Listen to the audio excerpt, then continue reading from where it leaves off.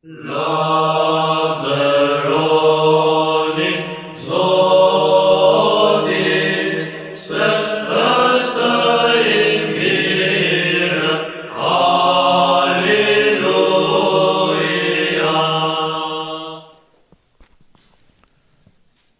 Tema që do të bëjmë sot duket sikur s'ka lidhje me besimin ton të krishterë ortodoks, por ka lidhje sepse jo më kot I mbajmë këto tema, katekizmi, dhe sot do të flasim për diçka që ju ndoshta e keni dëgjuar, por që është bërë trendi sot, njerëzit e përdorin rëndomt si fjalë, pa e ditur dhe kuptimin dhe ndikimin, por është bërë edhe tek të krishterët si fjalë. Besoj keni dëgjuar për fjalën karma. Karma është një ide që vjen nga fetë lindore si hinduizmi, budizmi, dhe në thelb do të thotë çfarë mbjell do të korrësh. Dhe interpretohet si grumbullimi I të gjitha energjive të mira ose të këqija në vetdijen që ndikon te veprimet e një personi. Ky është koncepti që kanë fetë budiste dhe hinduiste në lidhje me karmën. Sipas tyre, veprat e mira sjellin pasoja të mira, veprat e këqija sjellin pasoja të këqija. Dhe duket sikur karma bie me të njëjtin mendim që kemi ne në lidhje me të mirën ose të keqen, me virtutin ose me mëkatin, por nuk është kështu. Këndvështrimi I krishterë edhe I ortodoks nuk e pranon karmën si koncept. Këtë energji të akumuluar në nënvetdije në një personi, sipas veprimeve që ai ka bërë në këtë jetë ose në një jetë tjetër, që ai duhet patjetër, siç tham, ti shlyej ato. Dhe këto janë të detyrueshme. Karma bashkohet edhe me konceptin e rikarnacionit, mëshirimit, sipas teologjisë feve lindore budiste e hinduiste. Ata besojnë se në qoftë se një njeri nuk e shlyen karmën e tij në një jetë, ai duhet të rimëshirojë shpirtin e tij në jetë të tjera, në forma njerëzore ose jo njerëzore, derisa ai të shlirojë karmën e tij dhe pastaj të njësohet me shpirtin Atman të universit ose të Perëndis Brahman, që është një perëndi impersonale, jo personale, pra që është një energji sipas tyre në gjithë universin, dhe kështu atëre një shpirt shlirohet totalisht. Por sipas konceptit të fesë budiste edhe hinduiste, nga karma ja shliruar disa njerëz të veçantë që quhen guru, dhe këta gurut mund të ndihmojnë dhe të tjerët që t'i udhëheqin në atë rrugtim për shliruar karmën e tyre. Pra me pak fjalë, kjo është koncepti teologjik që ka budizmi dhe hinduizmi në lidhje me karmën. Por siç thash, këndvështrimi I krishterë ortodoks nuk e pranon karmën si koncept, sepse për ne nuk ka një ligj mekanik që vepron në univers dhe në tokë, që një njeri atë që ka bërë duhet ta shlyej patjetër, por për ne ka një perëndi personal, jo impersonal, që ka një emër, është Perëndia Triadik, Ati, Biri dhe Shpirti I Shenjtë. Ka një shpëtimtar, që ky është Zoti Jezu Krisht, I cili bën të mundur të shlyejë mëkatet e njerëzve. Në Bibël ne thamë që Zoti është një person që gjykon me drejtësi, por dhe me mëshirë. Shikoni çfarë shkruan Apostulli Pavli në letrën e drejtuar Romakëve. Mua më përket hakmarrja, unë do ta shpagoj, thot Zoti. Pra, Zoti ka të drejtën e hakmarrjes, dhe jo thjesht një ligj mekanik ose automatik që vepron pa dëshirën e një njeriu, siç është dhe fatalizmi në karmën. Për ne të krishterët nuk ka rikarnacion, sepse një është jeta, ajo toksore. Pastaj, si thot dhe apostulli Pavli në letrën e drejtuar Hebrejve, është caktuar që njerëzit të vdesin një herë dhe pastaj vjen gjykimi për besimin dhe veprat e tyre. Për neve, vuajtja nuk është gjithmonë dënim ose karma, që mund si thon budistët dhe hinduistët, që nëse vuan ti meriton një vuajtje nga e kaluara jote, por jo vetëm në këtë jetë, por edhe në jetët e tjera. Prandaj, po të shikojmë, budizmi dhe hinduizmi janë fe fataliste dhe janë fe të cilat i nështrojnë fatit. Do me thënë, në qoftë se një njeri si pas tyre vuan, ai e meriton vuajtjen dhe nuk duhet ta ndihmosh në vuajtjen e tij. Sepse po e ndihmove, atë nuk e le të shlyej karmën e tij dhe kështu ti e pengon që ai të mishërohet në një jetë tjetër dhe të vazhdojë të shlyejë karmën. Kjo është arsye që për shembull në këto vende, në Indi, vende të tjera, ku janë këto fe më të zhvilluara, në këto vende lindore shikojmë njerëz të cilët vuajnë në rrugë dhe askush nuk shkojnë t'i ndihmoj.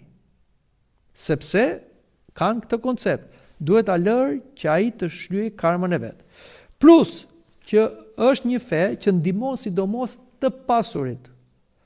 Sepse të pasurit thonë që neve meritojmë karmën tonë, pra neve kemi bërë mirë në një jetë të shkuar dhe tani na takon të kemi pushtet, të kemi të mira, të kemi mirëqenie, sepse kjo është karma jonë. Dhe të varfrit ose të shtypurit nuk ndikojnë tek të pasurit, pra nuk e ndryshojnë marrëdhënien shoqërore, dhe kjo është një fe që ju intereson shumë atyre që janë në pushtet. Pra është një fatalizëm. Por krishterimi nuk e pranon këtë. Krishterimi nuk i nështrohet një ligji, si thash, mekanik, por krishterimi beson në një Zot personal i cili ndryn në historinë njerëzore edhe kur ajo ka probleme, ka mëkate, ka konflikte, por Zoti ndryn. Dhe jo gjithmonë tek neve të krishterët vuajtja është një dënim për shkak të mëkatit. Patjetër që mëkati është pasoja e vuajtjes. Po mos kishte mëkat, dhe këtu flasim për mëkatin stërgjyshor të Adamit dhe Evës, dhe mëkatet e njerëzve që vinë, në botë nuk do kishte as vuajtje, as sëmundje, as probleme. Por, jo gjithmonë njerëzit vuajnë nga mëkatet. Për shembull, na tregon një rast që kishte lindur një fëmijë i verbër dhe apostujt e pyetën Krishtin, kush ka mëkatuar, ky apo prindët e tij? Dhe Krishti tha, as ky nuk mëkatoi, as prindit, po kjo smundje është për lavdinë e Perëndis, dhe ne dimë që Krishti vajti dhe i dha sy atij njeriu. Pra, nuk mund të themi se çdo vuajtje që kemi është për shkak të mëkatit. Vuajtja është bashkulltare, sepse mëkati në këtë botë është i përbotshëm, por asnjëherë nuk mund të pranojmë ligjin e karmës që nëse një njeri vuan, ai duhet të shlyejë karmën e tij, dhe nëse një njeri gëzon, po ai duhet të gëzojë karmën e tij. Tham që kjo është një fe fataliste. Dhe shkëput njeriu nga marrëdhënia me një Zot personal, me një Zot të mëshirshëm, me një Zot i cili ndërhyn në jetën njerëzore, në shoqërinë njerëzore dhe në gjithë botën dhe transformon të keqen në të mirë. Në krishtërim, Zoti është ai që fal. Fal jo në mënyrë arbitrare, por Zoti fal sepse ai merr mbi vete mëkatet tona dhe i shlyen ato në kryq, duke paguar me gjakun e tij. Sepse mëkati njeriu lahet me gjak. Shikoni çfarë thotë tek profeti Isaia. Edhe sikur mëkatet tuaja të jenë të kuqëremta, do të bëhen të bardha si bora. Por, pse sot njerëzit besojnë shumë te karma? Jo vetëm në këto vende me traditë të këtyre feve lindore, por kjo është bërë një trend edhe në Evropën e krishterë, edhe këtu në Shqipëri, dhe dëgjojmë karma, ka karmën e vet, po vuaj karmën e tjera. Patjetër që kjo nuk është gjë kështu e rastësishme. Por njerëzit e pranojnë karmën sepse duke pranuar karmën ata i nështrojnë fatalitetit. Do të thotë që unë do me thënë kam këtë gjendje dhe nuk e ndryshoj sepse ky është fati im. Karma lidhet dhe me atë që thonë dhe njerëzit është fat ose është kismet. Një gjë që ne si të krishterë nuk e pranojmë. Nuk ka fat, nuk ka kismet, nuk ka diçka të shkruar që vepron në mënyrë automate tek neve, pa dëshirën tonë, pa bashkëpunimin tonë. Por ka sinergji si me Zotin që çon në virtut, si me të keqen që çon në mëkat ose në mallkim. Por njerëzit duhet bëhen fatalist, sepse duke u bërë fatalist, njerëzit çlirohen nga gjykimi i Perëndis, sipas tyre, sepse atëherë thonë, ky është fati im, kjo është karma ime, kjo është destinimi im, ose kam pse të gjykohem. Por nuk është kështu. Prandaj është një mashtrim i madh kjo.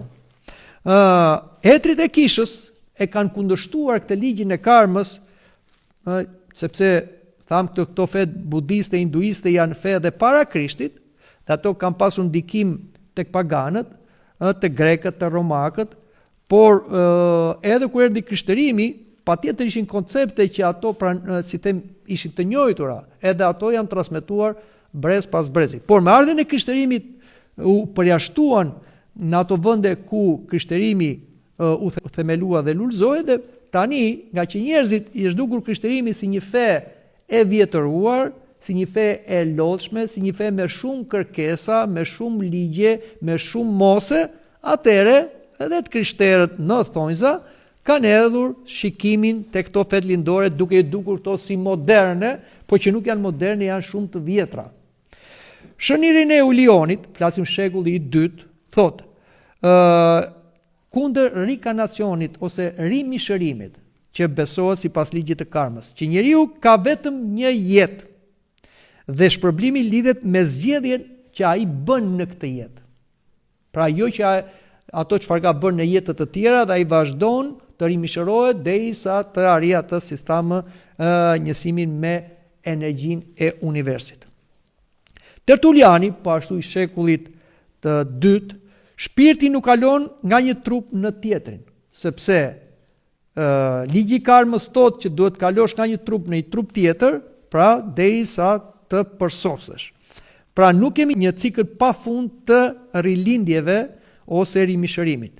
Shën Grigori i Nisës, flasim shekulli 4, flet për shpirtin dhe për pastrimin e shpirtit, që ai nuk ka rikthim në një jetë tjetër trupore. Pastrimi i shpirtit nuk ndodh sipas ligjit të karmës që vuan pasojat, por përmes pendimit, vuajtjes që lejohet nga Perëndia dhe hirit të Zotit. Jo përmes pagesës automatike siç është karma.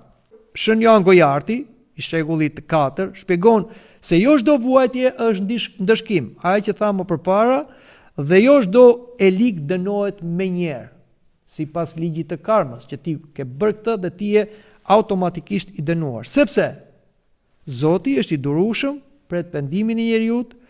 Pra, krishtërimi e ka kundërshtuar këtë ide të vjetër që sot tash duket e re, që në shekujt e parë.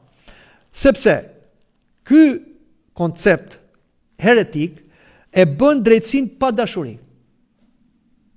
Ne vërtet themi që Zoti është drejtësi, po Zoti është drejtësi me dashuri. Prandaj dhe një shenjë thot Shën Isak Seriani, mos thoni që Zoti është i drejtë, po Zoti është i mëshirshëm, sepse nëse Zoti do ishte i drejtë sipas ligjit të karmës, pak njerëz, mund të themi sagishtat e dorës, mund të ishin gjallë në këtë botë. Të gjithë të meritonin të shkatroheshin. Por Zoti është i mëshirshëm, dhe prandaj Zoti u bë njeri që në natyrën njerëzore të marrë mëkatet e njerëzve dhe të bëjë të mundur shpëtimin e njerëzve dhe të mëkatarëve. Kjo është arsyeja që Krishti në kryq, ku përshtynte mëkatet e njerëzve, fali një kriminal dhe ai hyri i pari në parajs sepse u pendua dhe pranoi Krishtin si shpëtimtar. Sipas ligjit të karmës, kjo është e papranueshme. Prandaj kryqi si koncept shkatron logjikën e karmës.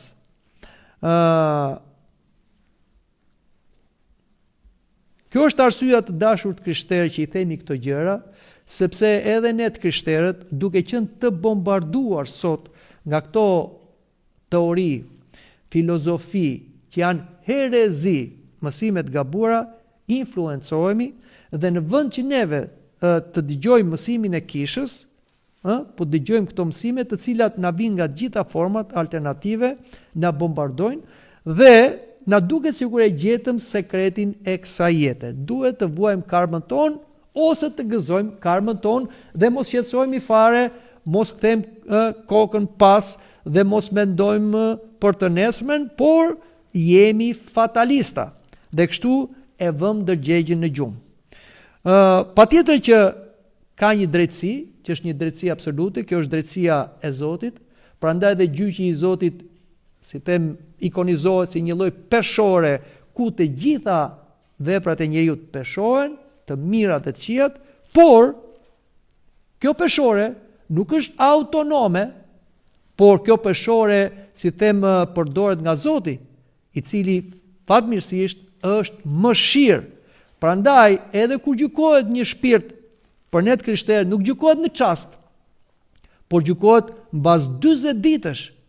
Pra neve për 40 ditë, ne të afërmit e atij, por kisha lutet për atë shpirt që të ndikojë tek mëshira e Perëndis, që nëse edhe ai nuk ka qenë gati për të hyrë në mbretërinë e Zotit, ose ka pas disa mëkate që nuk i ka shlyer me pendes, me rrëfim, ose nuk ka bërë të mirën që duhet bënte, Zoti të ketë mëshirë nga lutjat, nga nga e mira që bëjnë të gjallët për të fjeturit. Pra, nuk e vendos thjesht karma sipas budizmit, ligji autonom ose automatik, por e vendos mëshira e Zotit.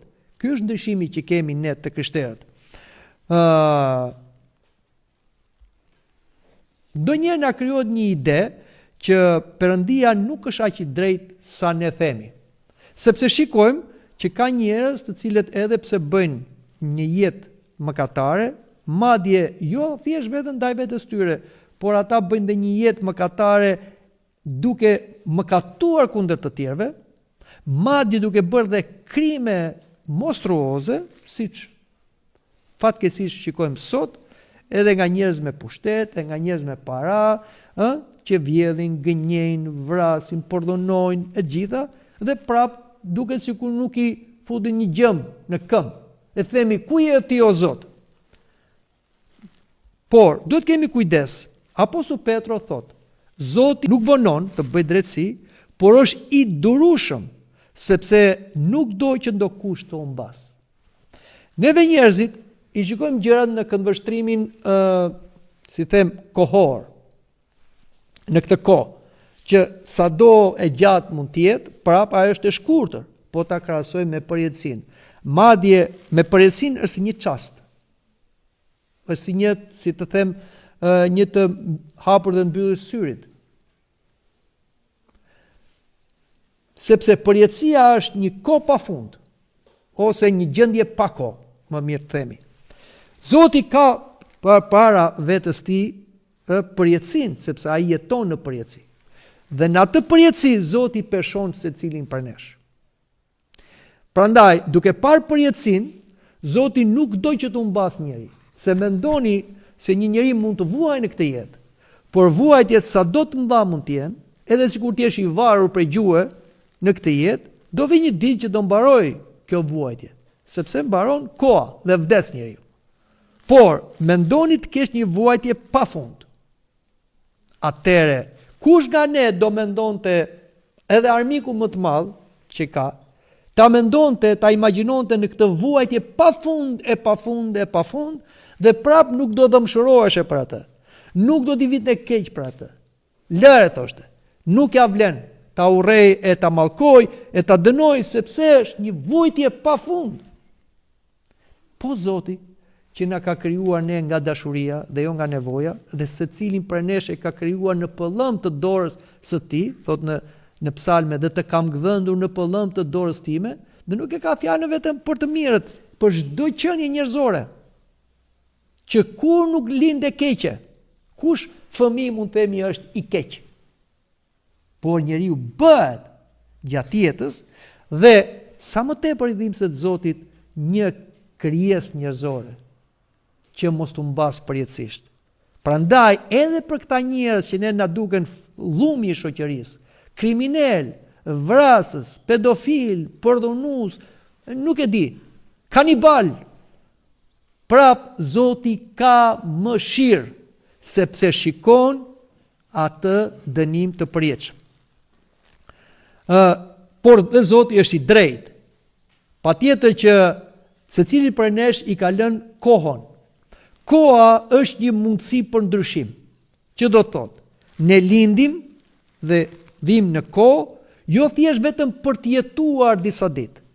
Por koha është një mister i madh që shumica prej nesh nuk e kupton, prandaj dhe nuk e vlerëson, madje e konsumon dhe harxhon kohën kot me punë pa vlerë, me gjumë të tepër, me argëtim të tepër, me shpërdorim, sepse na themi që kemi kohë, por koha është dhënë që njeriu të ndryshojë. Dhe ndryshimi është si të shkoj gjithnjë e më mirë, por ndryshimi është dhe kur dikush gabon, ai të korrigjohet. Dhe fatkeqësisht, koha vlerësohet kur mbaron. Njerëzit tani që janë duke dhënë shpirt në këtë moment, që janë të kanë mbaruar kohën e tyre, e ndjejnë mungesën e kohës dhe kërkojnë kohë, po koha mbaron. Edhe për ne që jemi këtu, një ditë koha do mbaroj. Nuk e dim, mund të jetë sot, mund të jetë nesër, mund të jetë mbas disa kohësh, mbas disa vitesh, nuk e dim.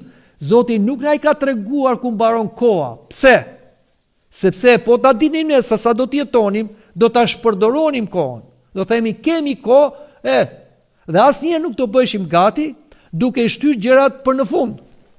Prandaj dhe Zoti nuk na i tregon kohën, sepse ai do të jemi gjithmonë në gatishmëri të bëjmë maksimumin ton për të përgatitur çdo ditë, sepse çdo ditë është një mundësi e re.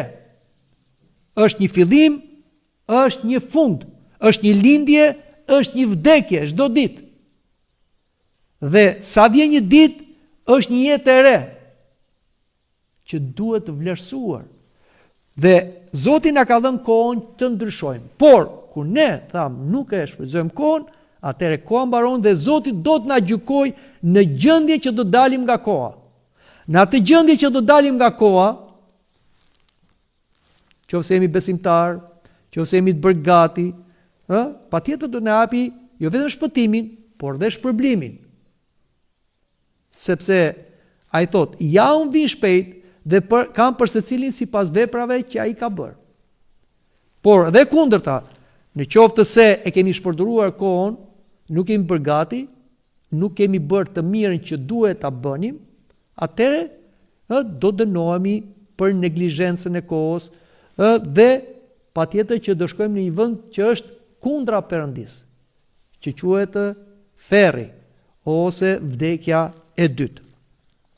Prandaj, të kemi kujdes nga gjykimi i shpejt, kur themi që Zoti është i padrejtë, sepse njerëzit e mëkatit rrojnë, gëzojnë dhe kanë kohë.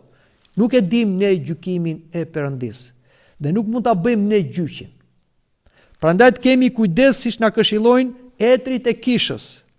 Mos u bë gjykatës absolut të jetës së tjetrit. Vetë Krishti na tha, mos gjykoni që të mos gjykoheni. Fjala kur themi gjykim, do thot mos vendosni fatin e jetës së tjetrit, fundin e tij, dështimin e tij. Kush jemi ne? Sepse neve mund të gjykojmë për një moment, për një çast, për një veprim, por ne nuk e dim se si ai person që ne mund ta kemi parë në një gjendje të gabuar, ai mund të ndryshojë. Dhe ky ndryshim nuk është bërë sytan. Dhe ne vazhdojmë me atë gjykimin e asaj që kemi parë, asaj që kemi dëgjuar, asaj që kemi konstatuar. Prandaj nuk duhet gjykojmë sepse asnjëri prej nesh nuk e di se çfarë ndodh tek tjetri.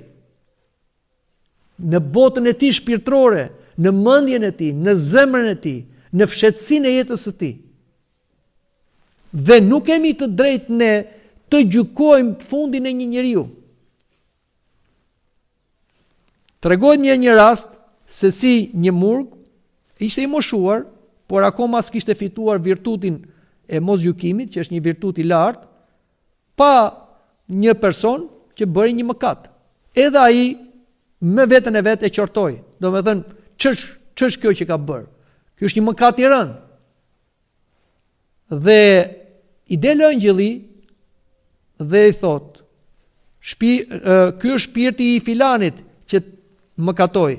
Ku do që ta vendosësh? Dhe patjetër ai murgu i moshuar e kuptoi çfarë kishte bërë dhe tha, Zot më fal që gjykova. Edhe pse ishte i vjetër në moshë, edhe pse i kishte kaluar shumë në asketizëm, përsëri nuk kishte kuptuar atë çfarë tha Zoti. Mos gjykoni që të mos gjykoni. Kjo e përjashton qortimin, kritikën që ne mund t'i bëjmë të afërmit me dashuri, sepse si thot apostol Pavli, qortojini veprat e errësirës, kritikoni, por asnjëherë nuk mund të përcaktojmë ne destinacionin e një njeriu. Qofse ne bëjmë këtë, atëherë ne po gjykojmë. Ose të flasim me paramendime, pa pasur fakte, dhe edhe kur kemi drejt të flasim me urrëtie, me armiqësi, me siguri jemi prokuror. Dhe tjerët janë të dënuar para nesh, ku ne vetë jemi të dënuar, sepse ne vetë jemi mëkatar. Por dhe diçka tjetër. Shën Joan Gojarti thot, mos u zemëro ndaj tjetrit, sepse zemërimi i vazhdueshëm të dëmton dhe më shumë ty se tjetrin. Thot një fjalë e urtë popullore, u thulla e keqe prishen në vet. Zemërimi edhe ndaj një padrejtësie duhet jetë i moderuar. Pra, nuk do themi që na erdhi mirë që ky na bëri një padrejtësi. Nuk kemi arritur deri në papasionshmëri. Por nuk duhet të mbetemi aty, sepse nëse ne mbetemi te inati, te zemërimi, ne nuk kemi dëmtuar armikun ton ose atë që na padrejt, po dëmtojmë veten ton. E kjo krijon probleme psikologjike dhe fizike. Shumë sëmundje sot shikohen dhe sëmundje të rënda shikohen nga probleme psikologjike, kolapset psikologjike. Prandaj edhe mjekët po japin të drejta recetave kishtare që thot lehtësoj shpirtin, fal armikun, bëu i gjerë, hapu në zemër. Edhe kjo pastaj krijon relaksim, jo vetëm të mendjes, të trurit, po edhe të shpirtit. Edhe pastaj edhe të gjithë gjymtyrëve dhe vjen dhe ai shërimi. Bëj të mirën dhe kur të tjerët nuk e bëjnë. Mos u mund nga e keqja, por mundet të keqen me të mirën, na thot apostulli Pavli në letrën e drejtuar Romakëve. Lëre drejtësinë në duart e Zotit. Kjo është gjëja më e mirë. Patjetër hakmarrja është diçka instiktive te neve. Por ne nuk mund të bëjmë hakmarrje. Pse? Sepse nuk jemi të drejtë në 100%. Jemi mëkatar. Nëse dikush na ka bërë një padrejtësi, kemi bërë ne një padrejtësi dikujt tjetër. Dhe kështu është ligji i kompensimit. Atë që ke bërë do ta bëjnë, zemra mos të dëmbi. Prandaj një njeri që ka një mendim të tillë, edhe kur shikon dikush i bën një padrejtësi, thot e meritoj.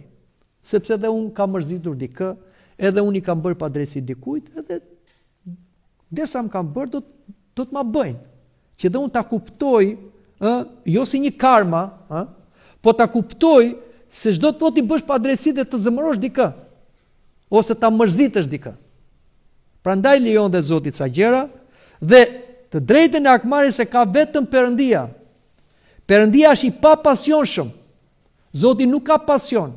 Dhe kur themi Zoti u zëmërua, nuk do të kuptohet u zëmërua sipas asaj që neve na duket, që Zoti është një inaçi, edhe tani i del një mëkatar përpara, edhe ja zbraz gjithë natin atij, dhe e çon në ferr dhe kënaqet që ti shkon në ferr të vuar sepse ti s'më besove, ti bëre këtë. Nuk është ky Zoti.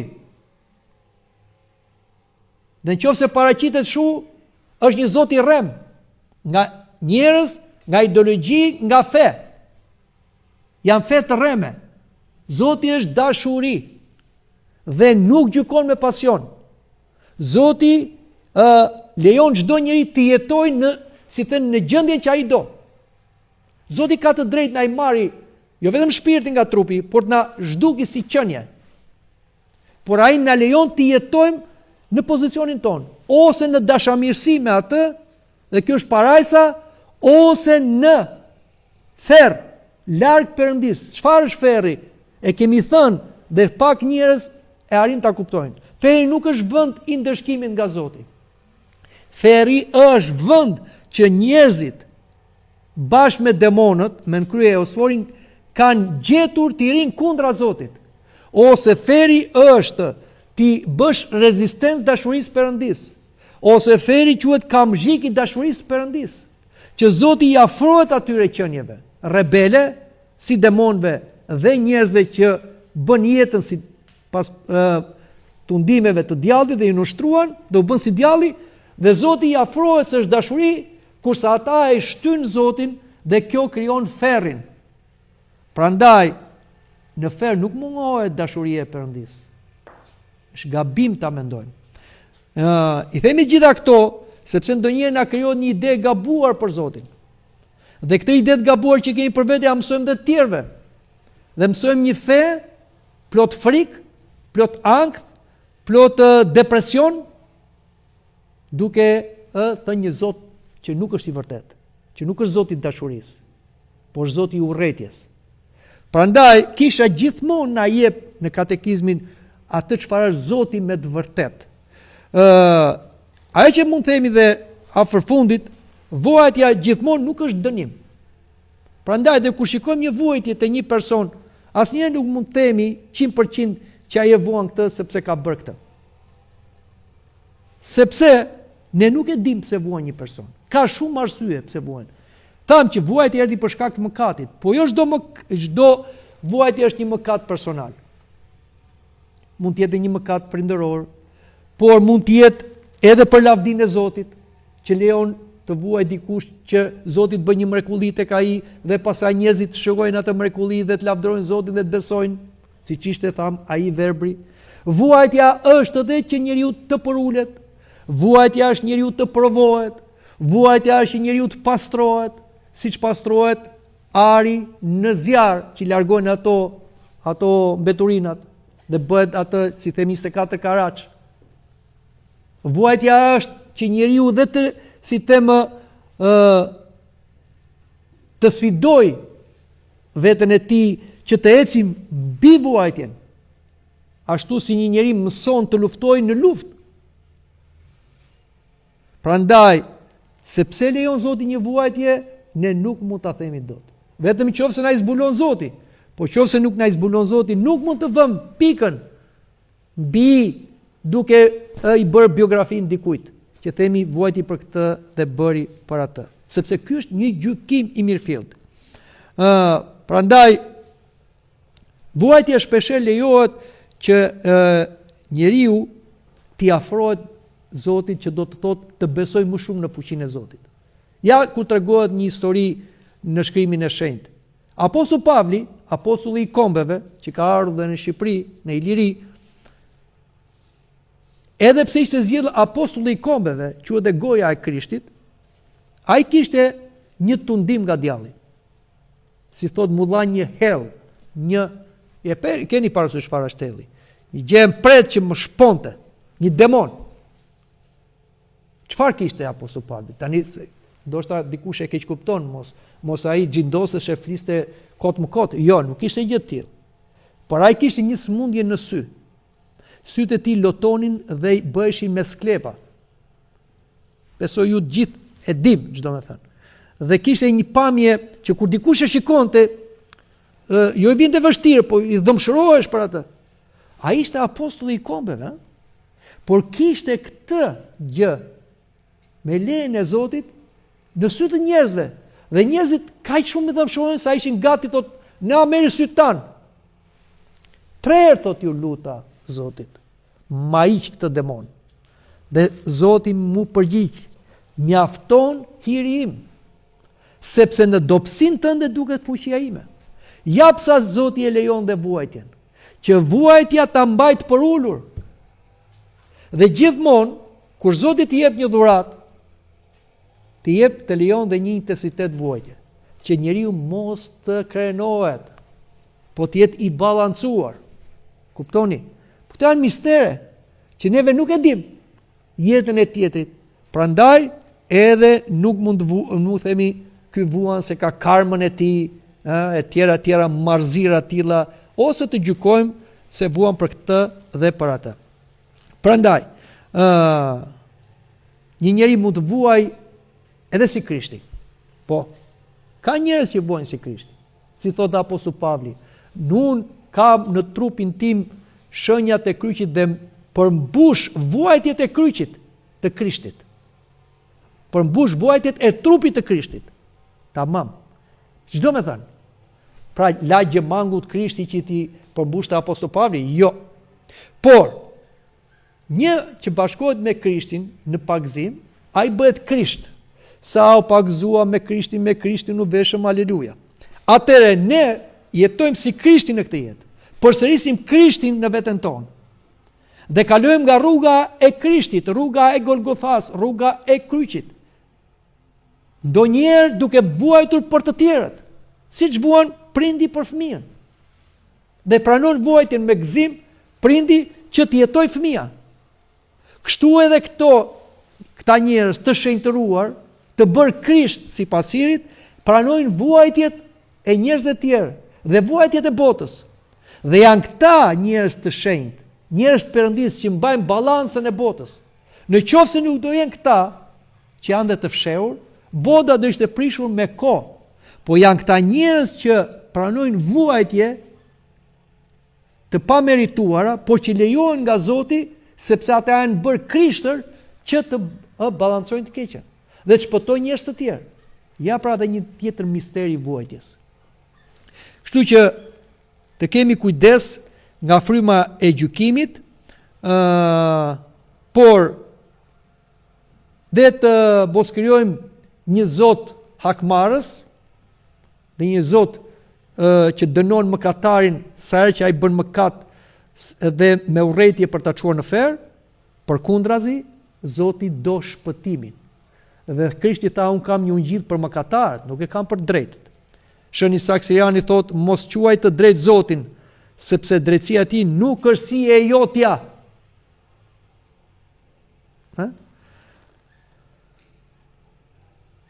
Prandaj, e përmbyllim këtë bisedë, Zoti nuk është llogaritar si karma, që ke bërë këtë dhe do vush këtë. Ai është ai që fal, pret dhe shpëton mëkatarët. Padrejësia ekziston, vuajtja për shkak të mëkatit ekziston, por nuk është fundi ku një njeri duhet të dënohet deri në fund sepse ka bërë diçka, por si thënë vuajtja ka misterin e vet. Zoti i shikon të gjitha veprimet tona, mëkatet tona, edhe vuajtjet tona, dhe pret momentin e dur që jo thjesht na dënoj, por na shpëtoj, sepse kaq shumë e deshi Zoti botën, sa da birën e tij, që kush do besoj tek ai, mos të mbas për të shpëtoj. Dhe Perëndia nuk e dërgoi birën e tij në botë që bota të dënohet, po të shpëtoj me anë të tij. Amin.